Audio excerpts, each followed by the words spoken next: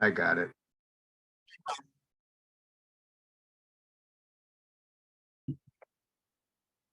All right. You ready, Randy? Right.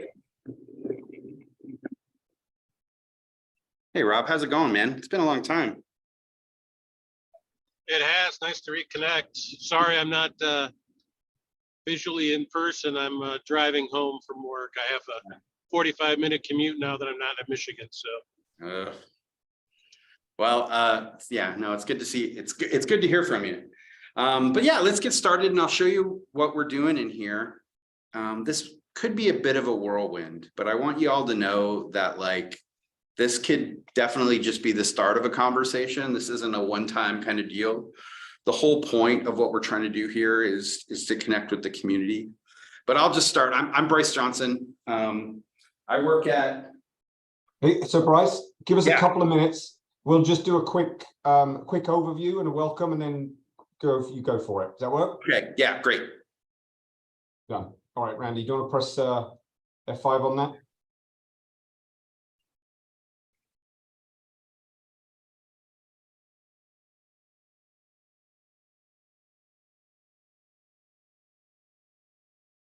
You good, Randy?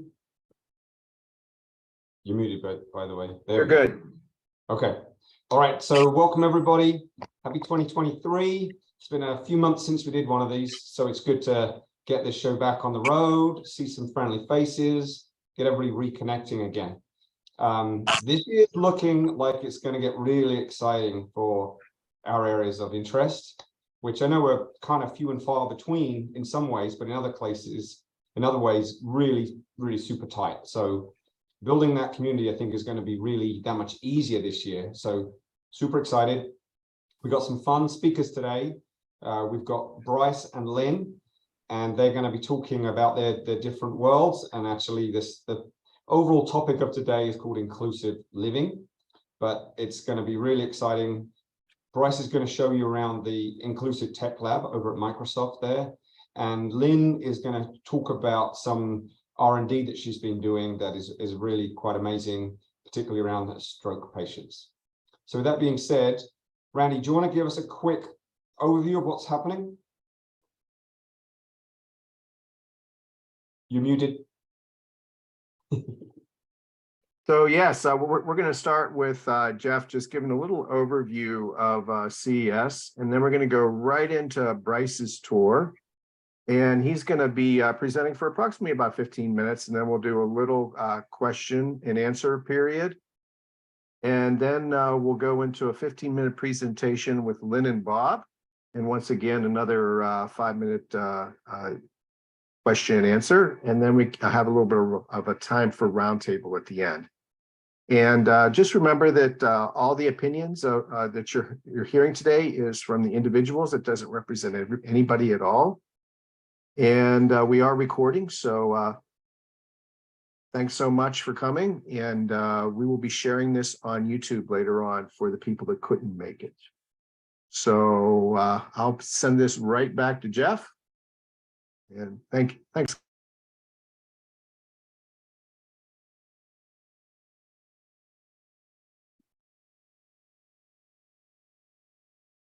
Jeff, you're muted. Sorry, just saying, do you want to hit the next slide just so people can see that?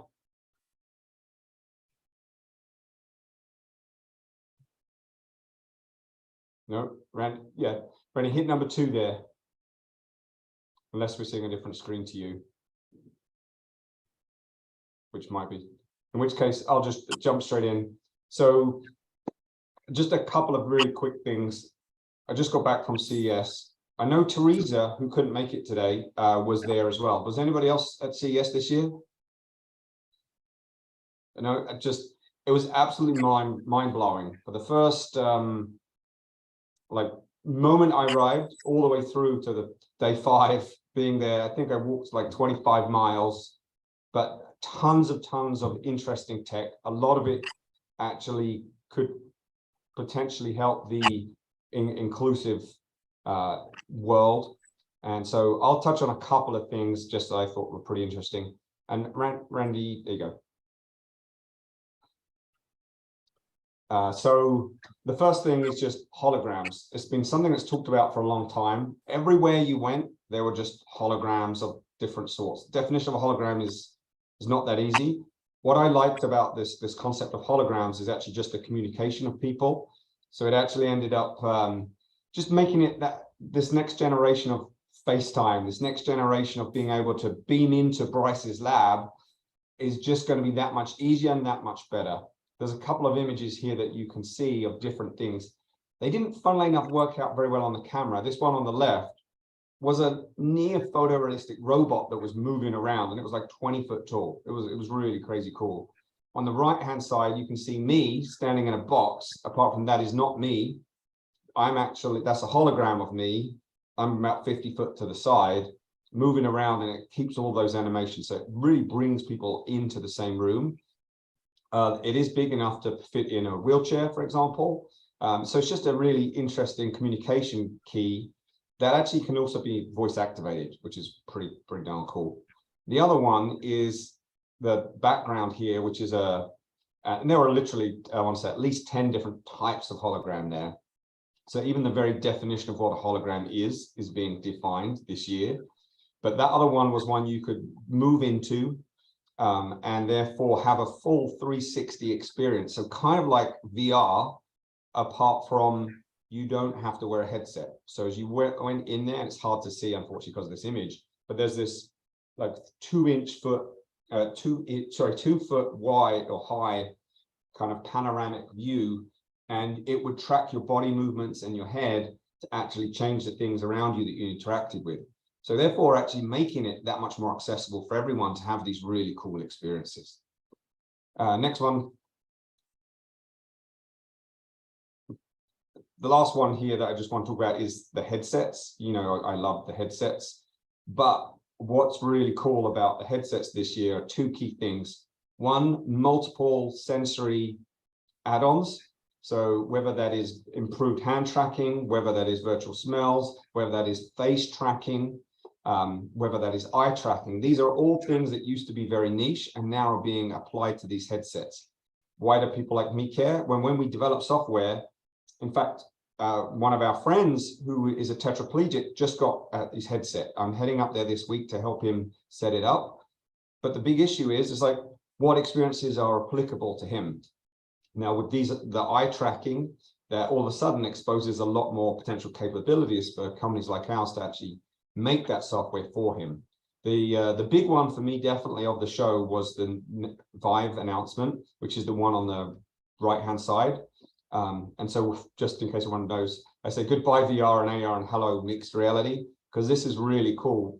The key difference is it has this thing called pass-through. So you can bring your virtual environment into your real world environment, making it less scary, making it easier to understand what's going on, easier to interact with within your real environment. So super cool. Watch out for a lot of stuff. I'm really excited about it. I think this is the start of a big paradigm shift. The other thing you can probably note is it is tiny. It is a little bit bigger than a pair of glasses, but has the full capabilities of a VR headset and more. So watch this space. If you have any questions at the end, let me know. With that being said, Bryce, over to you, sir. Thanks, Jeff. Sorry, I hope we're going to be moving a little bit sometimes today. So I hope no one anyone doesn't get queasy. Please let me know. Yeah, and actually, if you wanted to spotlight me so that I don't have any slides, we're just going to show you stuff. So the bigger, the better. I'm Bryce Johnson. I work on accessibility for Microsoft hardware, primarily Surface. You may know some of my work. I'm one of the co-inventors of this guy, the Xbox Adaptive Controller. And this product really sort of kickstarted our explorations into hardware accessibility here at Microsoft. I think one of the things that Jeff and I always talk about, and a little bit with Rob too, I'm much more pragmatic. For someone who works at Microsoft, I am actually not really into high tech. I'm trying to find ways to help people be more productive.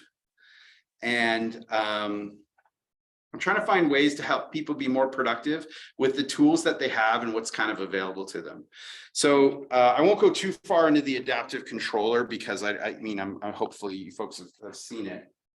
But what I mean by that is like when, sorry, now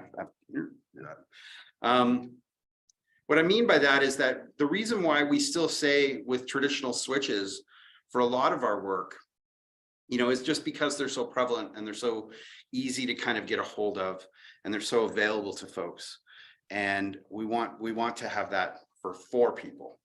The way that we look at our work is that if you think about software accessibility, it could be looked at that software accessibility is just personalization that takes into account human diversity, but hardware is fixed. Hardware is something that doesn't necessarily bend and is fluid like software is. So what we're trying to do in our practice is to think about how hardware can adapt more. And that's where we've come from. That's the whole adaptive controller thing, switches, and thinking about different types of input. And again, I will stay away from the adaptive controller for now. If anyone ever wants to talk about it, I'm always happy to talk about it. But let me show you how we're thinking about this in other ways too in our practice. I'll give you a quick-ish tour of the Inclusive Tech Lab. Oop, I'll go a little slower. It's a little nauseating. We're a facility on the Microsoft campus, a room that's been designed specifically to be as accessible as possible. This is where the disability community comes and interacts with us. Here at Microsoft, we built this place as the house of disability here at the Microsoft campus. I will say that the evolution of our lab compared to a lot of other what people would consider traditional empathy labs is that we're not trying to teach developers about disability or accessibility. That's not our primary goal. That's what we're hoping is a secondary goal. We're trying to be a place that's as accessible as possible. So if we bring in other things into here, we certainly will take advantage of those.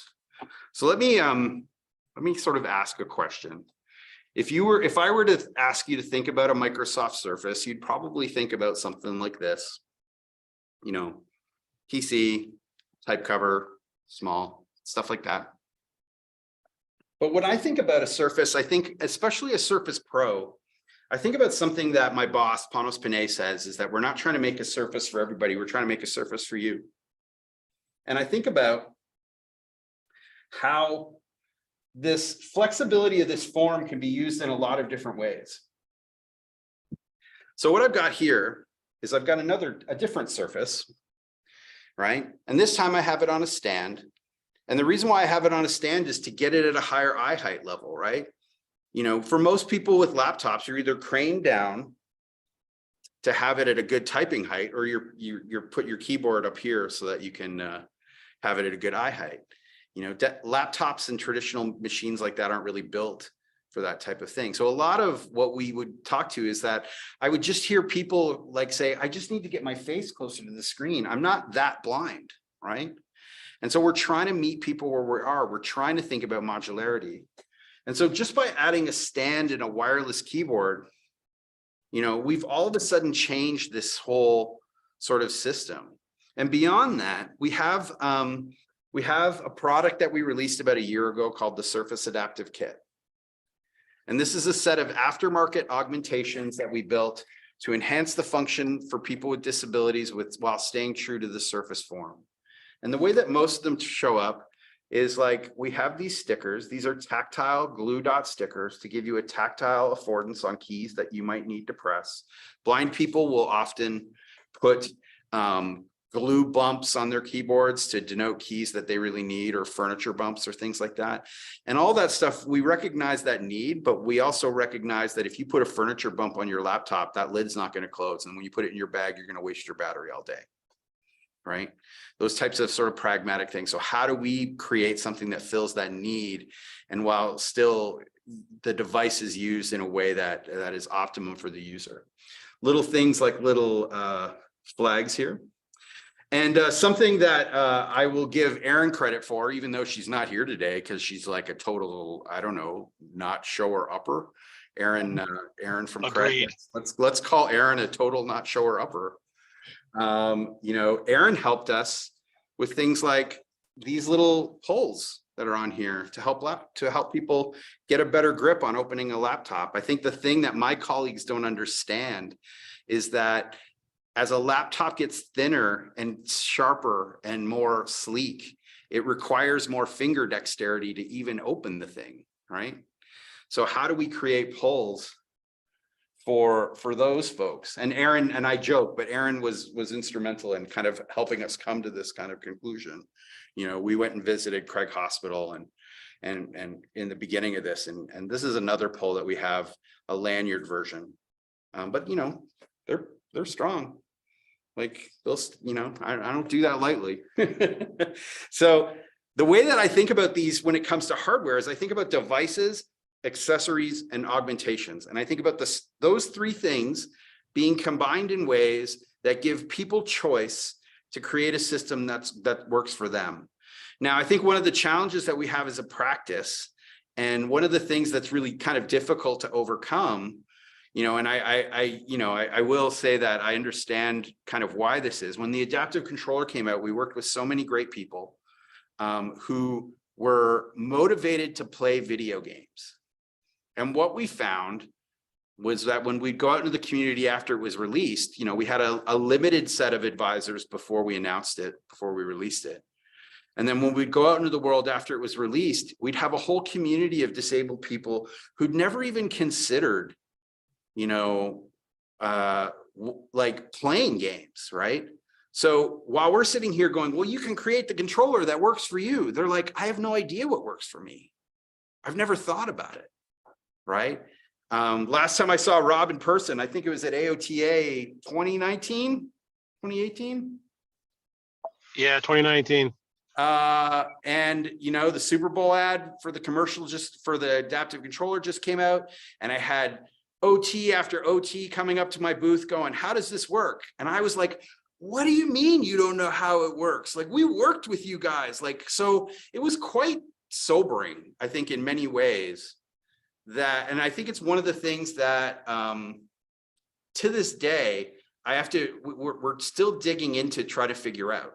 Like, let's just say, as a rule, as a society, we're very used to a consumer culture where I buy something from Amazon, it shows up at my door 2 days later. If it doesn't work exactly how I like it, let alone that I'm going to read the manual, because nobody reads the manual, right?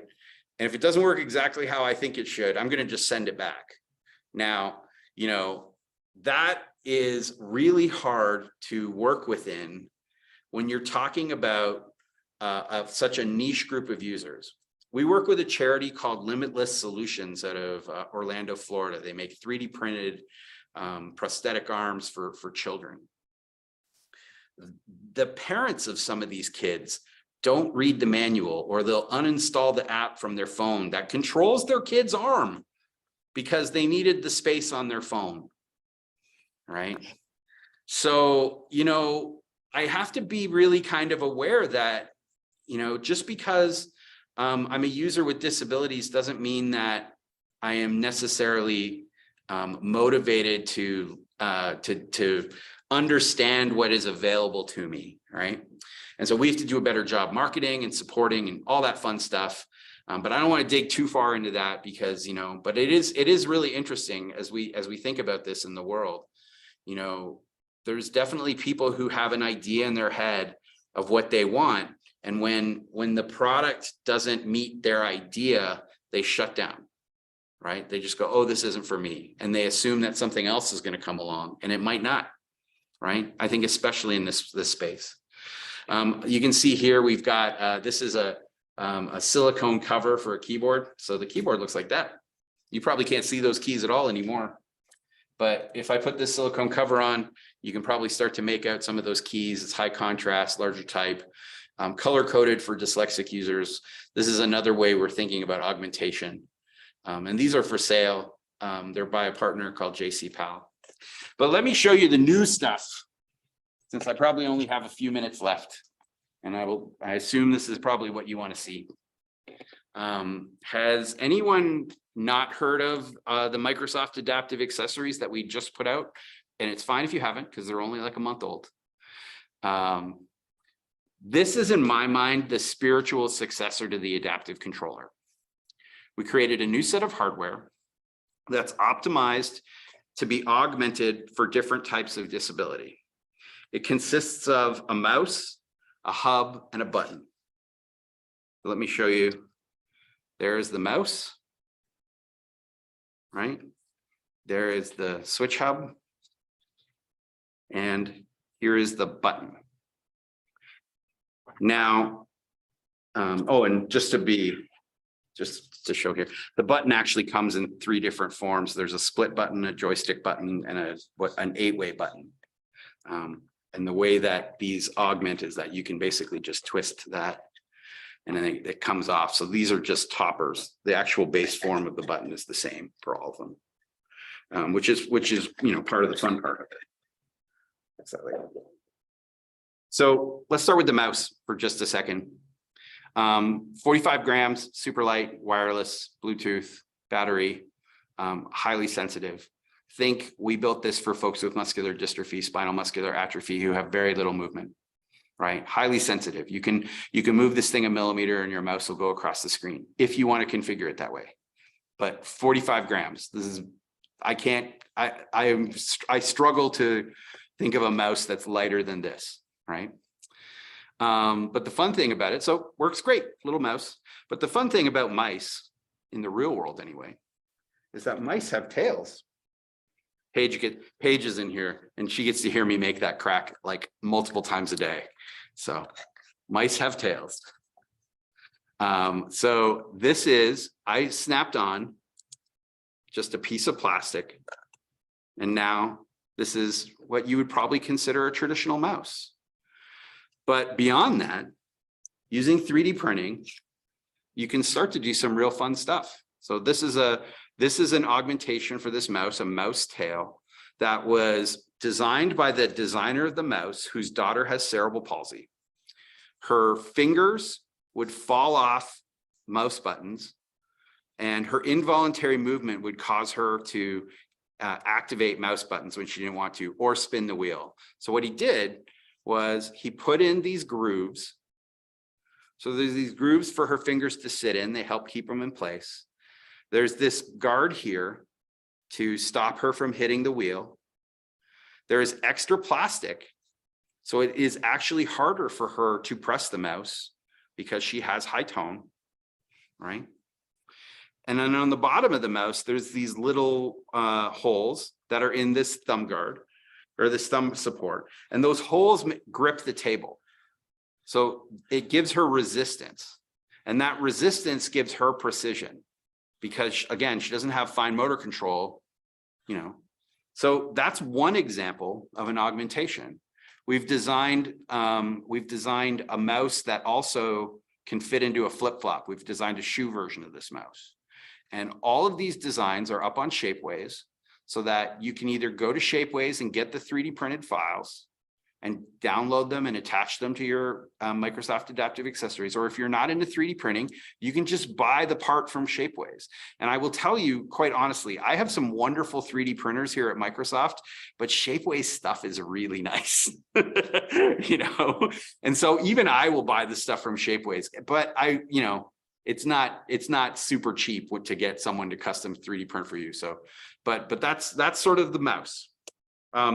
Let me get to the hub for a second. So switch hub.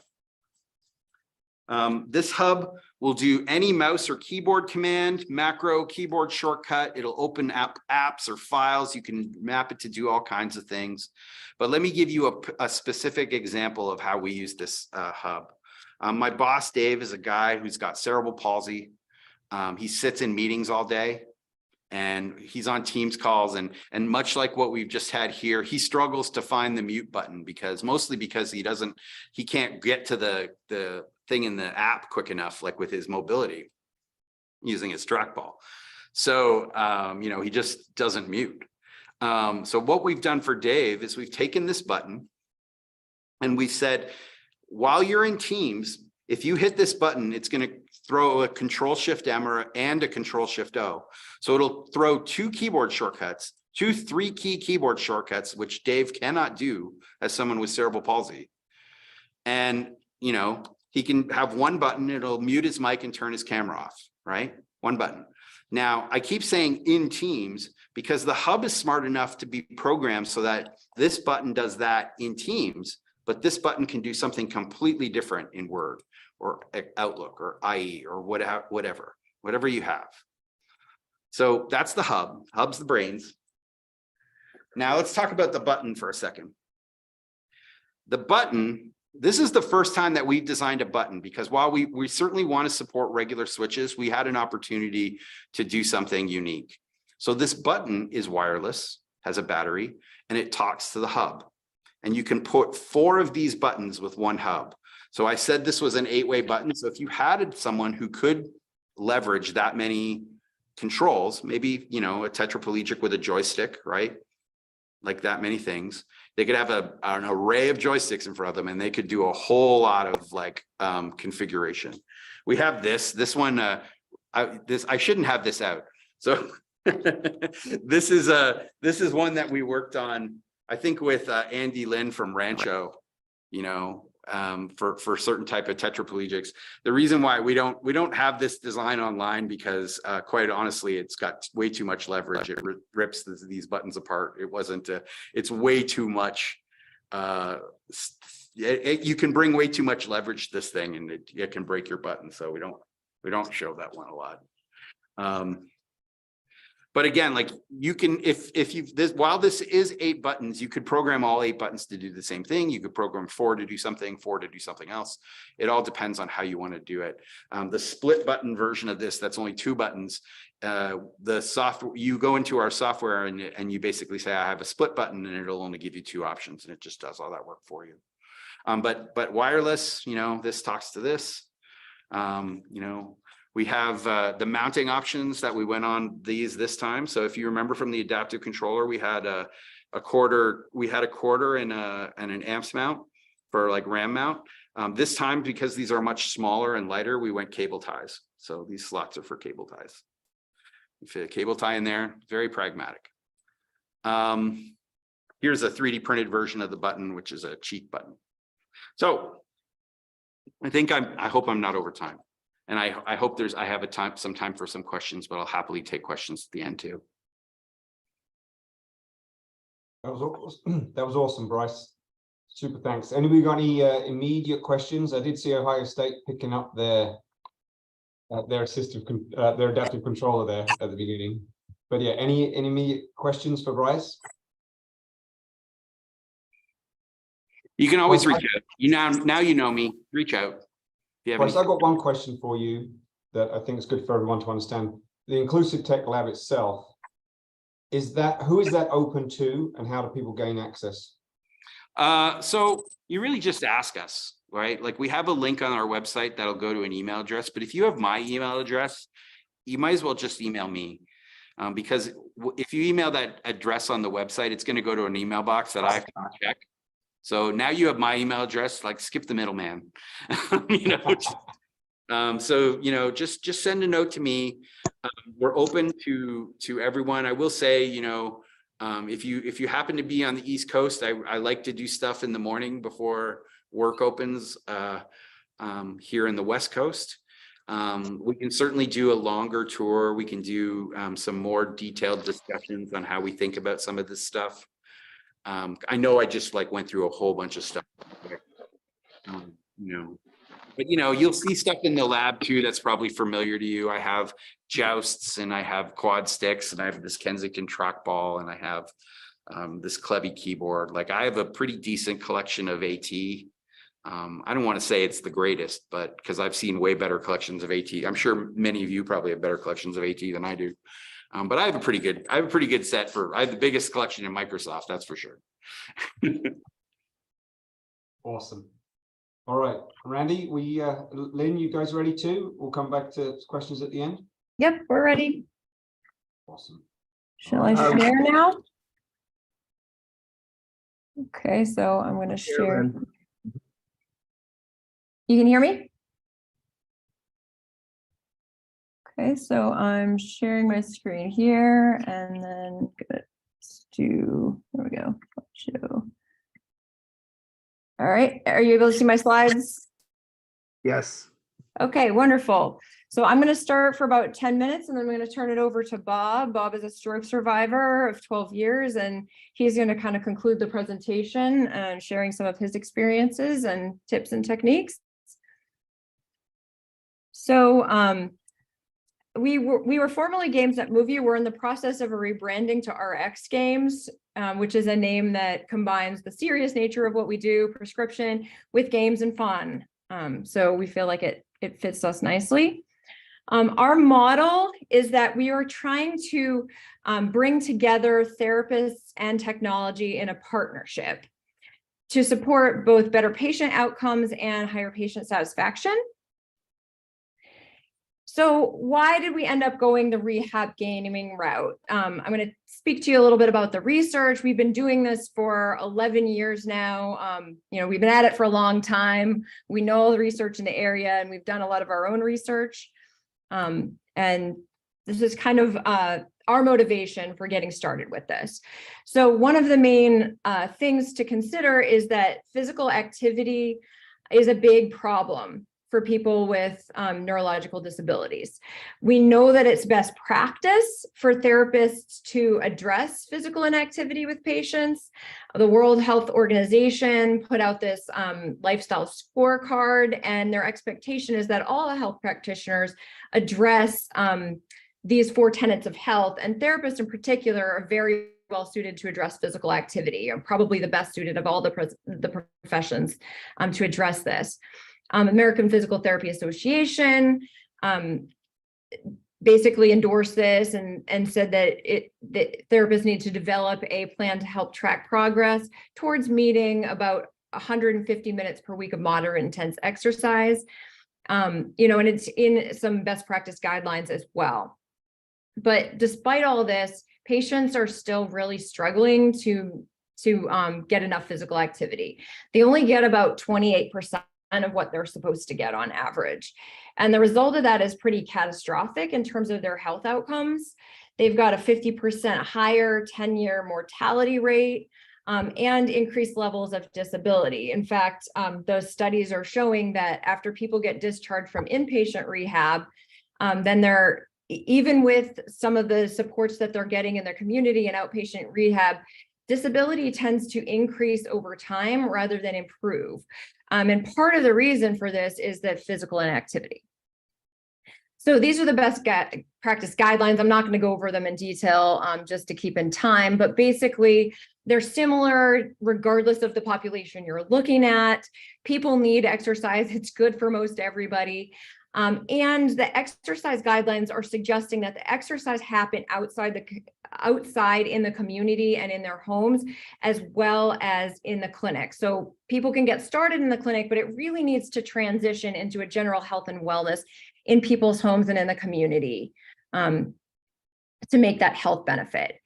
So I'm going to skip over these, but the exercise guidelines are similar. And now comes our knowledge translation gap. So therapists want to do physical activity with people. They know it's important. They know about the benefits of physical activity. So it's not a lack of knowledge problem. It's really a limited time problem. There's so many things to do in the clinic that it's hard to get to all this health promotion, behavior change. There's just not the time to do it. So we see using games as a way to help meet that need, because therapists are giving patients a home exercise program anyway, usually. But the problem with those programs is these paper and pencil programs, they don't really get that cardio. They're not very well adhered to. They're not engaging. There's really no feedback. So the therapist doesn't know if the person's doing the program or not, and they don't know if they're even doing the exercises correctly. So we feel like we can do this a lot more effective with gaming. And Bob, do you want to, I know you wanted to speak to some of the, challenges that you've had with home programs as well. Yeah, I think, the home programs are hard. Going to physical therapy and going through the therapy is very grueling. And you're trying to do something that you were able to do very easily before. You can't do it Either neurologically you can't, or physically, or you're weaker now because of your limitations. And the home program is very grueling to do that. And it's kind of like people say, well, now it's your job. Yeah, it's your job, but it's not fun to do. People go, I'm going to the gym to do therapy. They go, have fun. You don't have fun doing therapy. It's a grind. It's grueling. You've lost something and you're trying to get it back. And the therapy doesn't happen and work overnight. Yeah, and it's not easy to get to the gym either. Yeah, I yeah. mean, you're lucky in that you drive and can do a lot of that. Many people can't. So the gym isn't even an accessible place, and the equipment's not accessible Right. either. And even driving to the gym is one thing, but living in the Northeast, and there's many places around the country where weather is a huge problem to get into the gym. If there's snow or ice, that's happening while you're trying to get in, or gonna happen when you're coming out. You can't do it. Mm-hmm. Or you put yourself at risk to do it and you get hurt, it's worse off. Yeah. So where we see games as filling that gap is they're more fun. So people are going to do them for longer. Once you get started, you're kind of ignore the fact that this is a little uncomfortable that you're doing physical activity because you're engaging in the game. And you get more cardio. So they've done research showing that when you're exercising using games, you actually get more of a cardio benefit because the person is going to stick with it longer, and it gets the heart rate up. They're doing more movements per each unit time than when they're self-pacing, paper and pencil type of exercises. The other nice benefit with games is they track the progress and they adapt the difficulty. So you can see on the slide, like there's the user here, and then there's a skeleton on the user's body, all those dots. That's what the gaming system is tracking, and it's calculating essentially the movement quality. So the person can track how well the person is doing the exercises, and it's using that information to adapt the difficulty of the game. So if a person has 30 degrees range of motion, then the game will respond to that. But if they're able to do 60, the game is going to say, no, I want you to do at least 50. You're not, 30 is not going to cut it anymore. So it's adapting itself automatically without the therapist having to go in and change a bunch of things, or, try to use consumer games that are going to work for the particular patient. It does it all kind of automatically. The other main reason why we got into rehab gaming as a solution is better carryover of rehab gains to daily activities. And this is actually where I started. I started training with Ed Taub in a constraint-induced movement therapy lab, which essentially marries intensive motor treatments with behavior change. And why is this important? So after an injury, there's habit change. This always happens. Stroke being an obvious example. If someone has difficulty moving their arm, it doesn't work for a while after they've just had the stroke. And then they learn to be more one-handed. Even when they get function back, they've already learned to be one-handed. So you've got to undo that process. You see the same thing with ACL injuries and orthopedic injuries. So it's not specific to just neurologic injury. Anytime someone has an injury, they're going to adapt. And then once you improve their function, you got to get them to adapt back and into doing those everyday kinds of things. So we know that with this very limited carryover from clinic to home, like the research is very clear on this, it doesn't happen automatically. Carryover is pretty much non-existent unless you address that problem through behavior change techniques. So there's a specific package of behavioral techniques you can use. It's used in constraint-induced movement therapy and other therapies that have been adapted off of that. In the presentation, I have a QR code. So if you're interested in those behavior change techniques, there's more information there. But limited time is the major barrier. So again, behavior change techniques are best practice. They work to promote carryover. It doesn't happen unless you do them, but the therapists are having trouble juggling. How do I do behavior change when I only have so many hours with the person in clinic, and I also have to do all this motor practice? So the reason that we saw gaming as a solution is because now you can do it through a home exercise program. We ran a vigorous multi-site trial recently, which is 167 stroke survivors, and we tested a different model of care. The model of care that we used was a rehab gaming home practice program. So essentially, instead of doing motor practice in the clinic with the therapist assign the home practice program. They do it all independently at home. And the therapist spends their in-clinic time doing behavior change and functional practice, talking about, well, how are you going to translate this into your everyday activities, and going through those behavior change techniques like self-monitoring, action planning, that sort of thing. These are some of the behavior change techniques, and there's the QR code if you want more information on them. But the results were as we would expect. In these blue bars here, the therapy groups that did the home exercise program with the gaming and used in-clinic time strictly for behavior change, so there wasn't much motor practice actually happening during that therapy time, they showed much better carryover to everyday activities, whereas the traditional therapy group, like other research, the carryover didn't happen. And the motor gains were the same. So even though they were getting most of their motor practice through a home exercise program, game-based home exercise program, they still improved in terms of motor function just as much as if they had their motor therapy in the clinic. So we can give them better outcomes because they get the carryover plus the motor improvement instead of just the motor improvement that doesn't carry over. And with the intensive practice, they were able to get 3 to 4 hours a week of physical activity. So now they're meeting the physical activity guidelines. That's good for their brain. It's good for their overall health and wellness. So we're able to accomplish a lot more in the same amount of therapy time. So to kind of summarize my bit here, what we have is a fun mobile app. We've got all our games now on a mobile app for a cell phone or iPad. That way that people can really do it using devices they already have as a home exercise program. Our games build in quite a bit of cardio component. Bob can tell you about that. How's the cardio? Yeah, the cardio to me is a huge component. The fun and the cardio. I was a very active person, and before the stroke, and the stroke happened, now you can't be as active. I can't run anymore. I can't walk. It's hard to do a lot of those things. And I come in and I do this, and I'm doing constant movement. And it's fun. It's a fun game to do. There's things that happen that reward you for doing. You jump a hurdle and you're rewarded for that.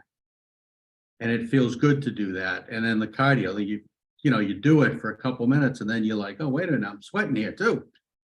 So there's a cardio component, which is good for your heart, but it's also just, it's like that runner's high you get when you run and you're sweating, you feel good about it. I get this from doing these games. Yeah, so it kind of is a double whammy. It does your physical therapy, but it also gives you some cardio at the same time. Yeah, exactly. So it's not like you have to work on physical activity promotion because you just give the home exercise program and then you're getting that too. Yeah. So I summarized the patient outcomes and how we can improve those by changing the model of care. We get outcomes tracking, which allows for remote therapeutic monitoring. It also allows for building in behavior change because it creates that sense of accountability. And it progresses the difficulty automatically. So when a person's discharged, they can keep doing their home exercise program. They continue to improve. It's going to continue to adjust the difficulty based on their improvement.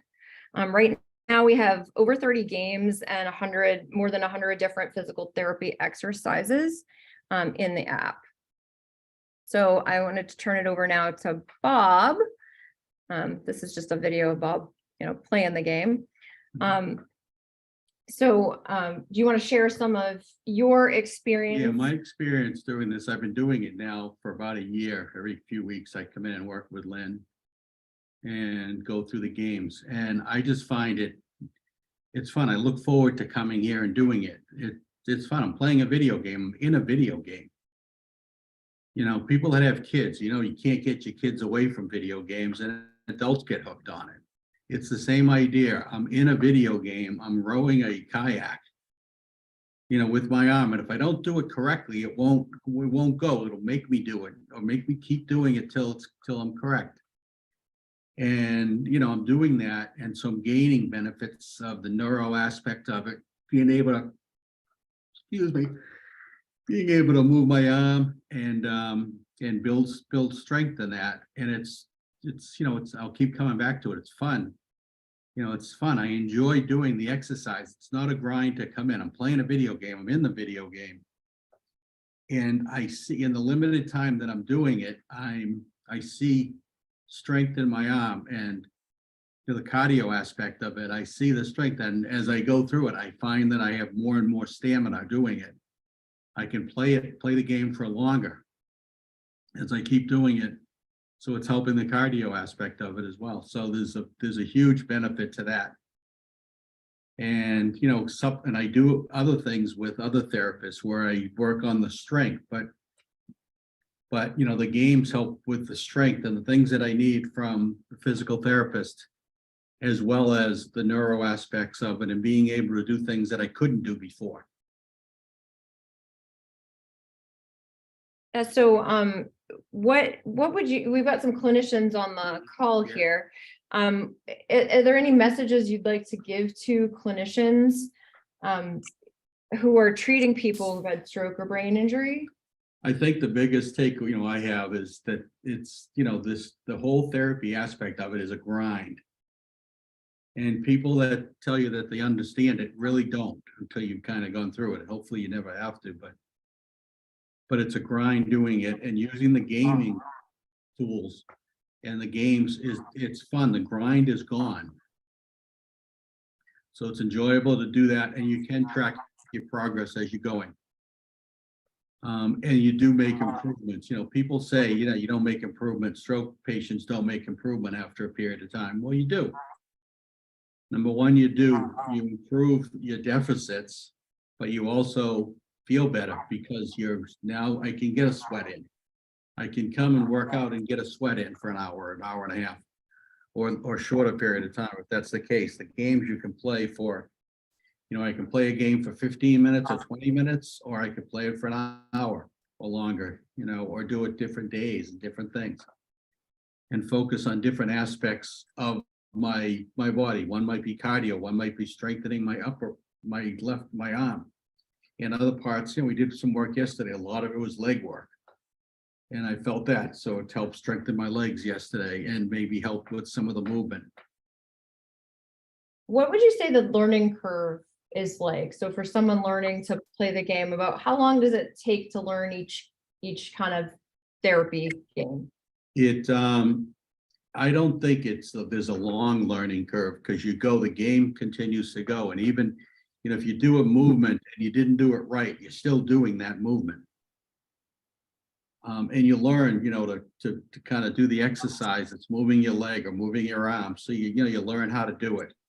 And then, you know, there's a lot of different games. And as you focus on a couple of them, you understand that game and understand what you need to do. And, you know, I've commented to Lynne in the past that even if, you know, I don't do something, you know, I don't shuffle to the right or to the left quick enough and, you know, successfully do what I'm supposed to be doing, I'm still doing that movement and still getting benefit out of it. And I find that I take that, you know, the things that I have a problem doing on the days, you know, if I go to the gym or I go to the track to do some things and have a plate, or even at home, just to be able to hold on to something and move side to side.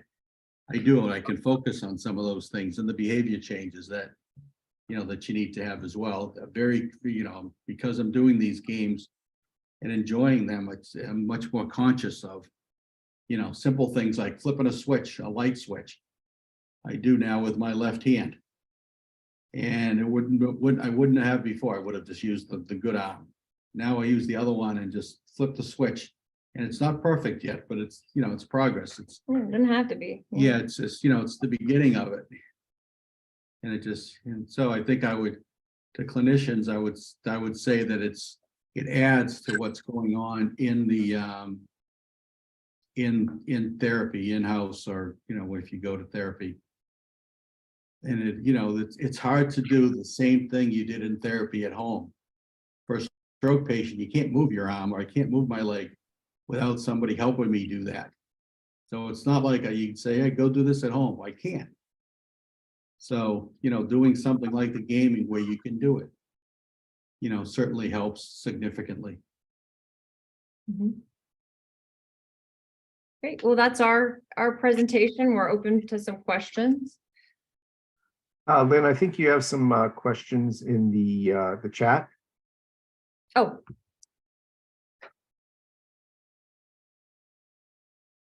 All right.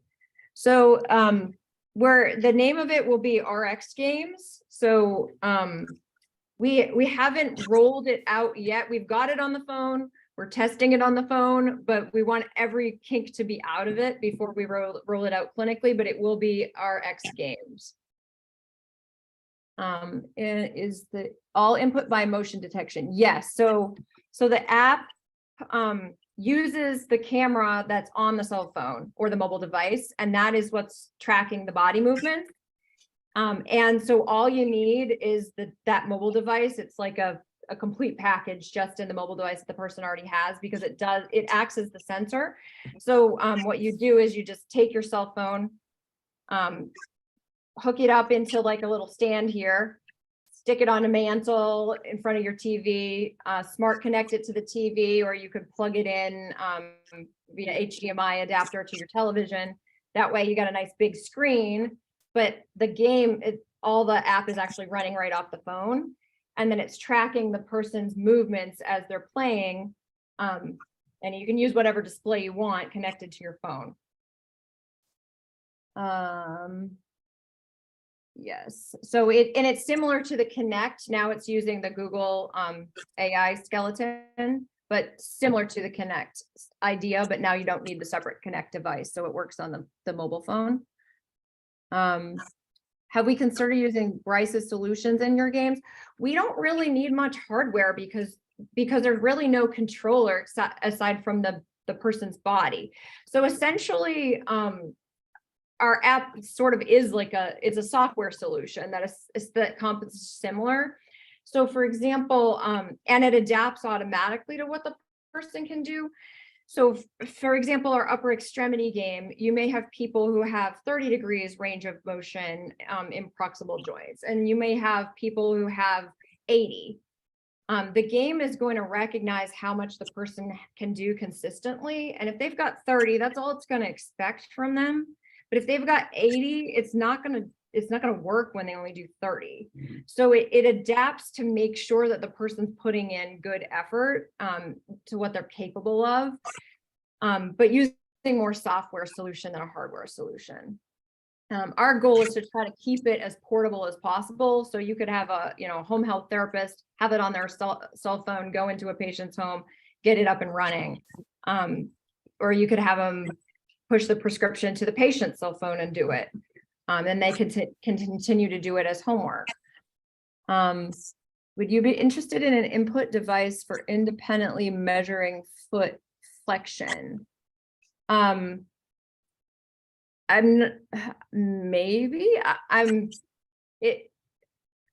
would say that we focus most of our measurements on what the skeleton can do already on the phone, because we're all about accessibility, getting this to as many people as possible. Home exercise programs, when you have a lot of different device inputs, they tend to work better in the clinic.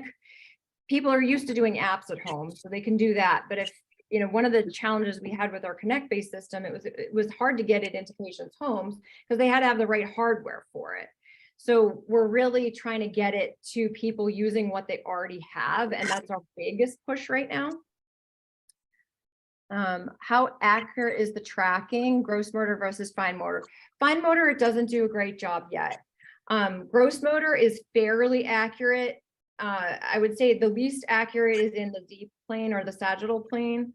It does pretty well in this plane of movement. And even in the, in the sagittal plane, it's usually accurate to about 10 degrees. In the XY plane or coronal plane, it's accurate to a couple of degrees. So it's pretty good. What is the smallest range of motion and extremity this will pick up? I would say 15 to 20 degrees to get reliable performance. We can do shoulder shrugs, for example. It can detect that. It can detect about like this with the arm. Bob, you want to demonstrate some of your movement? You have no difficulty playing it, so No, I can't. That's kind of. So I mean, Bob has pretty good in the shoulder. His movement in elbow is a little more limited, and his shoulder abduction is a little more limited, but it's able to detect that motion for you. Yeah. Let's see.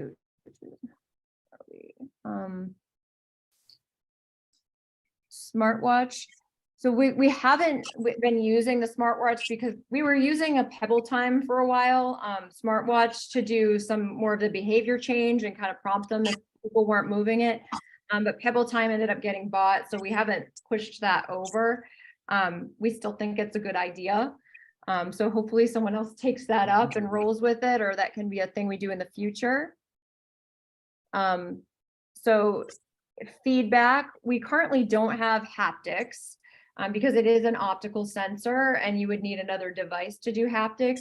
That's certainly something that therapists, it can be used in the clinic. So if you're needing other things than what you can do as a home practice program in conjunction with the game, like say someone a therapist wanted to use functional electrical stimulation with it, you could still do it in the clinic and get the fun and gaming aspect and then pair it with some of the other therapies that you would need. Those kinds of more sophisticated therapeutic techniques would probably be more for clinic than for home, but that doesn't mean that it can't make a benefit at home. Let's see. Movement is primarily against gravity, or can you incorporate weights? Yes, you can incorporate elastic bands, you can incorporate weights, you can use devices like canes or walkers. It doesn't affect the detection of the camera. So we've been successful with doing all of that as long as it doesn't block the view of the person.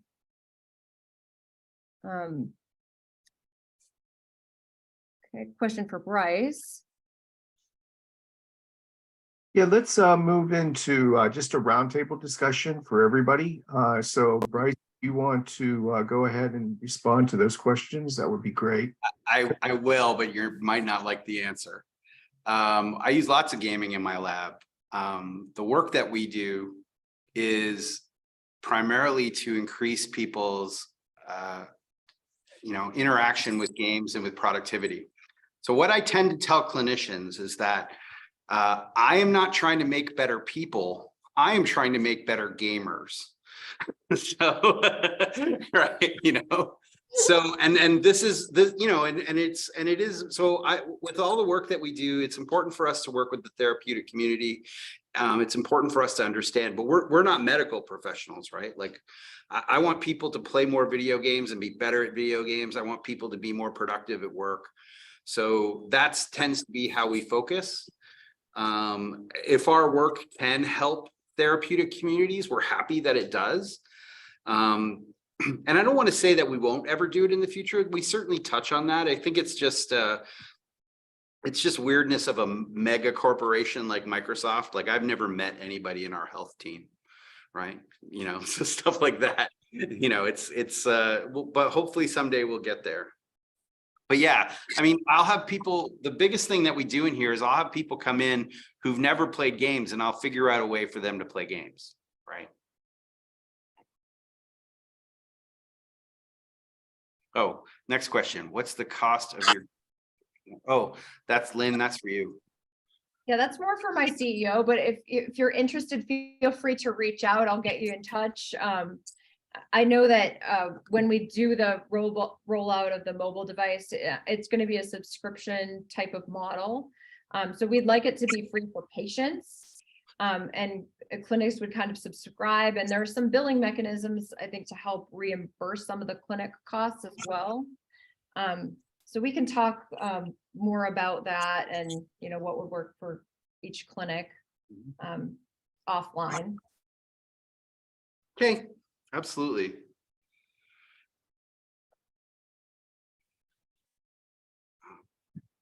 Bryce, there's another one for you there. And feel free to everyone to unmute and ask questions aloud as well. Yeah, so I think my email address is in the meeting invite, is it? That's the best way to get a hold of me. Just remind me where we met. And yeah, just you get a hold of me. We'll do a tour like this with you and your team. Again, if I can do them before 9 a.m. Pacific, that's wonderful. It helps me make sure that I can get these in. But yeah, that's should test this too. I'd love to, if anyone's ever in person, if everyone's ever in the Seattle area, the Redmond area, you can also come on in. We can hook that up as well. Christy from the OSU AT Center. We were really interested in the adaptive mouse you had and the different adapters for it. In our space, we really benefit from having demo equipment available for consumers to try out. Are demos an option with these devices, or is it something that we would just have to hard purchase? So we don't really have any programs that do that, but just email me. I can try to hook you up. I think what I don't have a program that basically seeds devices with therapeutic centers. Okay. If I can find a unit for you, I can get you one. Okay. That would be awesome. Yeah, we'll reach out. Yeah, I mean, I will say too, and this has nothing to do with your question or your request, but it is really important for us to make sure that these devices are as inexpensive as possible. The mouse retails for $45. So. Yeah. We were casually doing some Google searches and showing the stuff. So yeah, thanks. And you know, it would be great to talk about what type of augmentations that you need for it. I said this one was kind of a no-go, but we were working with Andy from Rancho, and I think we have a version that actually goes on the mouse where it's cut off here, so it's more like a horseshoe. Okay, yeah. Specifically for the mouse. Bryce, are you having folks from the public come into your lab to work with them, or are OTs and PTs like us making referrals? How do people get The lab is a place for people with disabilities on campus. So we certainly do work a lot with the therapeutic community. We have a couple OTs on staff. Rob knows Caitlin Jones. Caitlin Jones is a member of our team indirectly. We hang out a lot. So I would say though that most of what I get is, and what I'm trying to get, most of what I'm trying to recruit is just people with disabilities who want to come in. I will say now that we're kind of heading out of the pandemic, I don't want to say that we're out of the pandemic. I am really trying to focus my work either really locally, where I can get people to kind of come in and see me, or outside of the US. So basically, most of the Zoom calls that I'm trying to do are in markets that I don't really think about it enough, right? I visited Israel. We're talking to folks in Brazil. We have teams in China and India. We're really trying to get an understanding of the needs of those spaces and how they differ from the US. Awesome. That's awesome. Very interesting. Thanks, Bryce. Yeah, no, absolutely. I would love to. If you want to do a tour, just hit me up. We'll do it. We can do an hour tour. Cool. Thank you. I did have a question for Lynne too, and I don't know if Lynne, if you got to answer that question that was in the chat from Jeff either, about cost of gaming. I missed that. About the cost? Okay. About the cost. So the cost, we're not publicly announcing cost because right now we're in more that startup phase. So early adopters, are going to get a little bit of a lower cost, and we don't want to put the numbers out there. But it is quite affordable for clinics, especially if they take advantage of some of the newer billing strategies. They can actually, make it make money off of it. And the cost for the patients will be nothing. So our model is that it's a subscription model. The clinics would pay a monthly fee for unlimited access to the software for all of their patients. So it wouldn't matter if 200 patients downloaded it on their phones and were using it at home, there would be no cost for that. That's great to hear. Yeah, we were super interested in hearing about your research too. It got us thinking about older technology that's out there that's similar. And I think it would just be a great access point for clients engaged in rehab. Yeah, I mean, we've been pushing for so long now, and finally able to get it on the mobile devices. So it's a really exciting time for us because that was the biggest barrier was, the devices kept changing, the camera systems kept changing, but now that we're on a mobile phone, it's like everyone's got one. So it works. Now we can service 85% of the people without them having to pay anything for technology. So, it's really exciting for us. And that Google AI skeleton, that doesn't require trackers for them to physically place on their body? No, there's no setup. So it's just like you just open the app, you just click on it, it opens and you play. So it's really easy for patients to use. I mean, on the therapist end, there's it's pretty quick to program it. You just push which games, and then it generates like the tech people would be better at describing this, but like a code, and then the patient's phone, they just QR code it or whatever, and then it downloads the games that are for them. So like they're not having to browse through a whole bunch of things that aren't going to be appropriate, and then they just would launch the app and it would go and it would just take them through their exercise prescription. So we've made it so that it's like super easy to use in the patient end. The therapist end, obviously, like it's just like setting up any other exercise prescription. You have to think about what you want to assign and how long you want people to do which exercise. So it takes a few minutes to get through doing that. But it's still pretty easy. Yep. How long have you been developing it for, Lynn? What's that? How long has it taken you to develop it? We're on year 11. So it's been a long go. We were on the Connect system for a while, both versions of the Connect, and just now we've got it on the phone. So and we've done research on it for 10 years. So we're quite a ways in. It's been a long road. Art, do you have a therapist port, a virtual port where they can get information from the patient system, or is it all the patient has to bring the tablet or the phone in? Yeah, so if there's internet connectivity, they'll be able to get data. If there's not internet connectivity, then it will have to be kind of brought in. So there has to be a way to transmit the data, but if there's a way to transmit the data, then there's a way to get the data. It tracks time that the person is engaged, so you're able to get a sense of adherence, and then range of motion metrics. So and there's a little bit of error with that, like any way you measure range of motion, but if they're doing lots and lots of movements, it kind of all averages out, so you still get a pretty good sense of how they're improving over time. So if you're in a tele-rehab situation, you still have to have the patient come in every once in a while to adjust the parameters, or is that? No, actually not. Because you could just send the person that new QR code, they can update their prescription.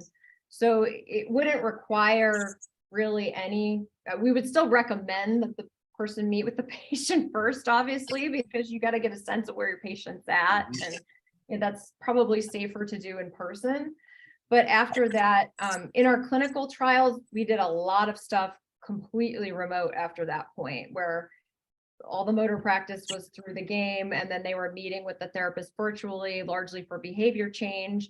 They had a camera set up and where they'd go around the house and practice different activities in their home for some of the behavior change aspects. But the gaming stuff was completely unsupervised. So the therapist wasn't watching them do it. There was no video feed during that. It was completely, after they spent, half an hour or so learning what they were supposed to do, they were completely on their own with that. Are you applying for FDA approval? I know that's really expensive, and Yeah, they changed it. So like the current regulations are you actually don't if it's for like an exercise application, and it depends on how you're marketing it. So if you're saying like, hey, we're going to cure motor disability here, like, yeah, we would need FDA approval for that. But, if we're saying this is a way to do your home exercises, then we don't need FDA approval for that. So we don't actually have to go through that, but we do have quite a bit of clinical data that show that, this works as well as any other kind of exercise you would do. Bryce, question for you. So you built the ZAC, then you've been building all these smart toys or, useful things for having a better life, better gaming experience. What do you got coming up in 2023?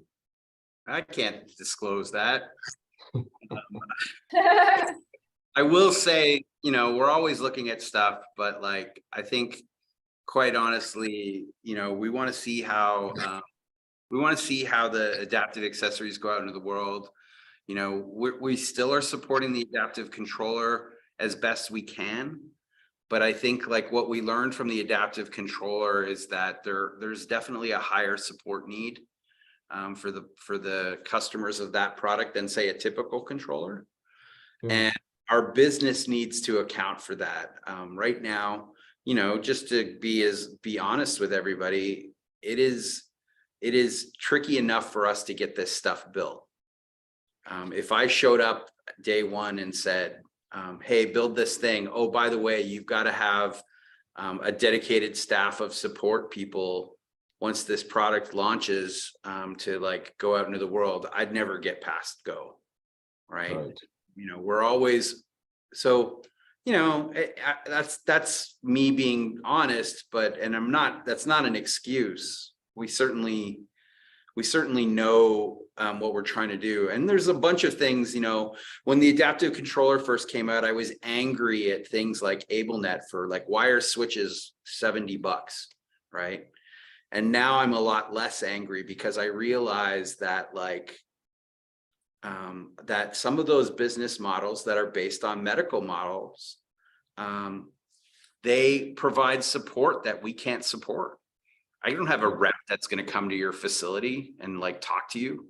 Like we just don't have those staff, and so we have to play where I think we're good at playing. So yeah, I will try to keep putting out consumer products. We will try to figure out new ways.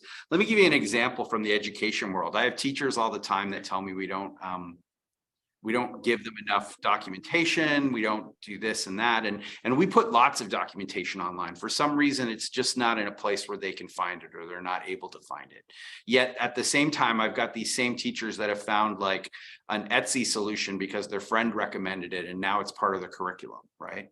Like a one-man shop. And I'm quite confident that there's a bunch of you in your communities that have like this tool that was really important to your practice. And then the guy retired or went out of business and closed his garage, right? And now all of a sudden it's not there anymore. So, I have that.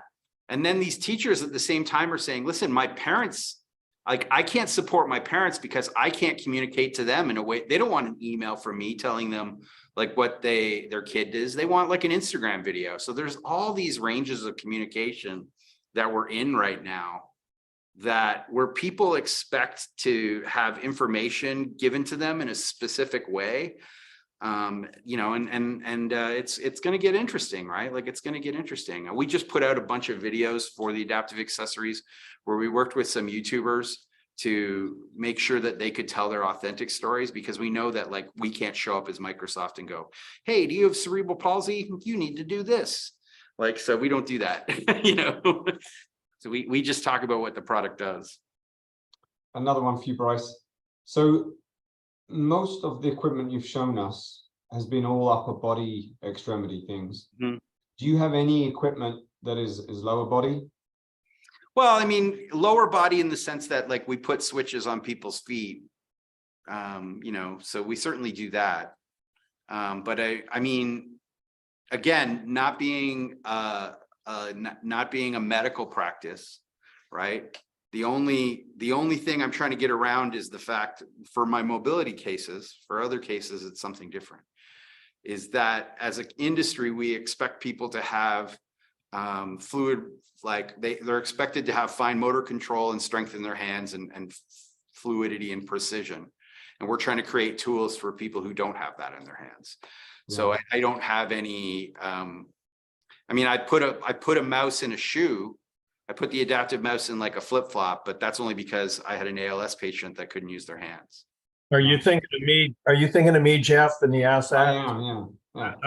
I want to get Cool. you to see this at some point, Bryce, and I think I've contacted you in the past. Oh, yeah, we've talked before, Rick, haven't we? Yeah, okay. It's been a long time, and I've found that I can't get this funded just on the basis of being an adaptive device. And I've talked to Mark Barley, and there's just a lack of funding for that. But there might be. I would look into like carpal tunnel. That's where I think we're looking right now. Like basically older adults who've used mouse and keyboard their entire lives, and then clinicians, well-meaning clinicians like you, once they get carpal tunnel, will say things like, "You got to learn Dragon now." And then what do these people do? Well, they don't learn Dragon. They're not going to relearn how to use their computer. They'll fight through the pain. They'll ration. So I think there is definitely something there for that repetitive stress audience when it comes to feet interfaces. That might actually be a bigger audience. The upper limb disabled people with upper limb differences. I do get emails from people, but I haven't made it to prompt market yet. So I'm still looking for that funding to bring a product to market, and so it's helpful. But you're working with both Xbox games and PC games, I presume. Yeah, and mostly I haven't really done gaming exclusively since the launch of the adaptive controller. The adaptive controller basically opened up a ways for us to think about the way to think about my work is like, how do is to think about disability inclusion through hardware, and so I'm really human computer interaction through that hardware layer. Cool. Hey, do you have any comment on the Sony PlayStation adaptive controller that just came out? It's cool that they did it. I will tell you, I purposely, I think there's a lot of great ideas in it that they, where they've taken criticism that we've got and addressed it. I don't know if it's, I don't want to get into a place where like, I would say one's better than the other. I don't think that's, because I will tell you, if I ever was asked to redesign the adaptive controller, what you'd see would not be what we did. You wouldn't see an iteration of what we did. It would look totally different, right? And I think so having different things out in the world is what the world needs. I purposely have not commented on it publicly just because I don't want anything to get in the way of Sony interacting with the customers. Like no one needs my opinion on this, I haven't seen how it works. That's no one's seen how it works. So. Oh, okay. Yeah. It's magic so far.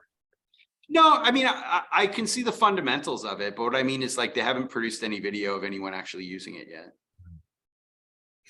Hey, can you hear me? Can anybody hear me or? Yeah, Vincent.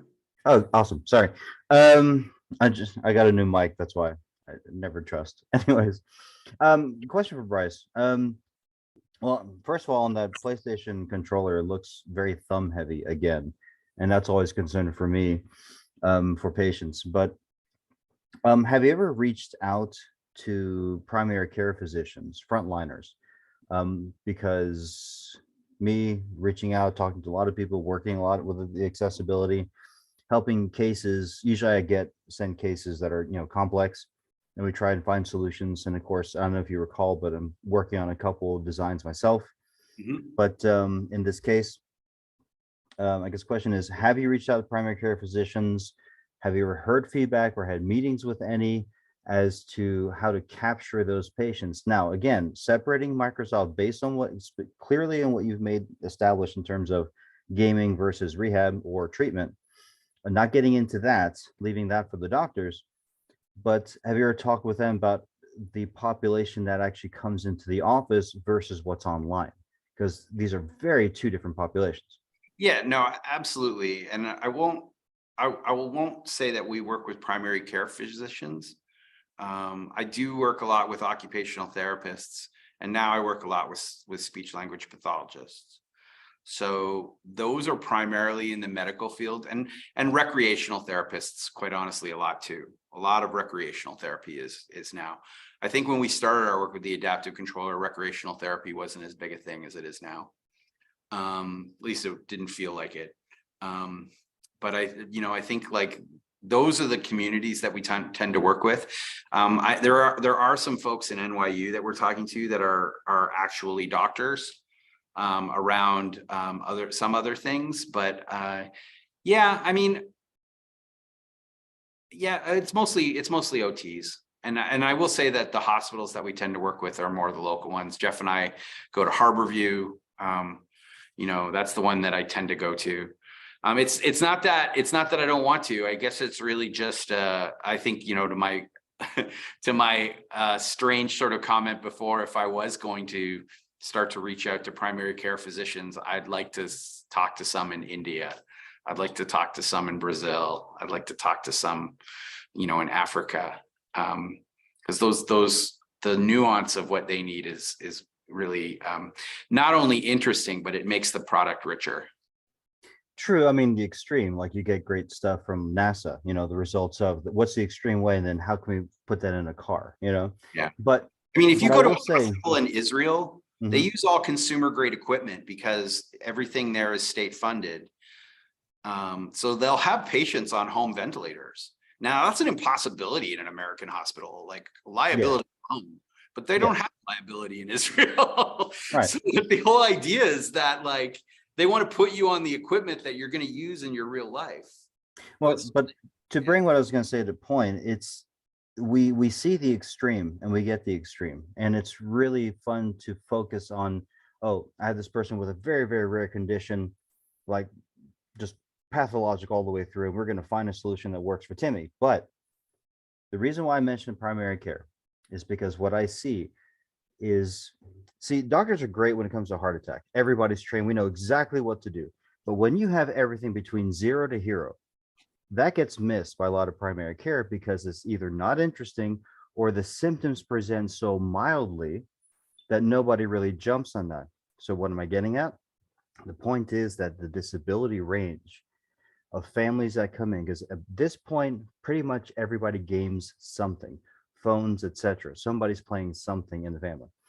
So then when you start talking about where do you hurt, what hurts, what's your disability, it doesn't have to be something extreme. We're literally getting things that we can adapt for that actually cross a much broader spectrum that we're not talking about, because it's just assumed exactly what you said. You made the point before.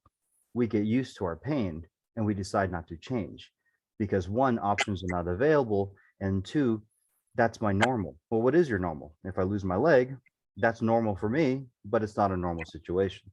There's actually a lot more here to provide that doesn't have to be considered medical, but actually alleviates pain, pressure, and fatigue. I mean, yeah, that sounds really cool. I think if you want to reach out, we can certainly continue that kind of conversation. I must admit, it is funny, and I appreciate everyone wanting to talk to me about games. But right now I'm really heads down in like education and employee accommodation, productivity. So what you just described to me, the way it relates to the work that I'm doing right now, is the disconnect that can happen between employee accommodations and like a clinical practice, right? The example that I like to give, because it's pretty simple, is that if my therapist tells me I need to get a Herman Miller chair and my office only buys steel case chairs, you know, there's a disconnect, right? And someone's got to say no, right? And we see that a lot out in the world, is this lack of I don't know, everything becomes an absolute. It's like, oh, well, no, my therapist said Herman Miller chair. And it's like, well, that's just because your therapist like only knows Herman Miller chairs, you know. They don't know the entire chair catalog because they're not a chair salesperson. They're a clinician, you know. So Well, thanks so much, guys. I'm sorry to interrupt, but these are all great questions. I want to thank everybody for coming, and especially Bob and Lynn and Bryce, but we're a little bit over time, and we're going to hand it back to Jeff just to close up. But thanks so much. I really appreciate it. Jeff, you want to take it over? Yeah. So again, Bryce, Lynn, Bob, thanks so much. That was awesome. It's everything we'd want for. And if you're okay we'll, I mean, I think everybody's got your emails, but we'll send a note just clarifying that. So if they do want to reach out for additional questions, does that work? Other things to note, the next topic will be accessibility peripherals. So Rick and Gabriel and a few others who are actually making some new hardware that hopes to be a game changer for certain audiences. That's going to be the focus of the next session. So we'll get these two and possibly even a couple of extras to just look at some of this new hardware that may make a difference in people's lives. That being said, thanks again. I'm going to leave you with one amazing quote from one amazing person. I'm just going to rephrase it a little bit, right? But we're not making this surface for everyone. We're making this service for you. I think that's brilliant. I think we can adapt that for so many things in life and make this world a better place. What's the date of the next, what's the date of that meeting? You know?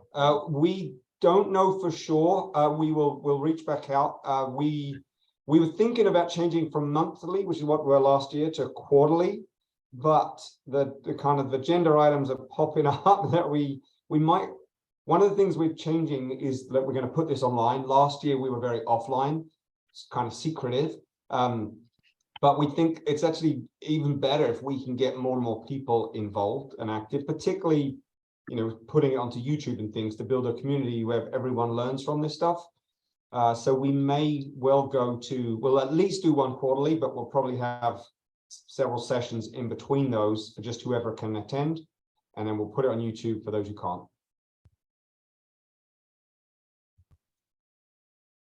Great. Awesome. Thank Over to you. you, wrap it. Thanks, everyone. Thanks. Thanks, everybody. Bye. Yes.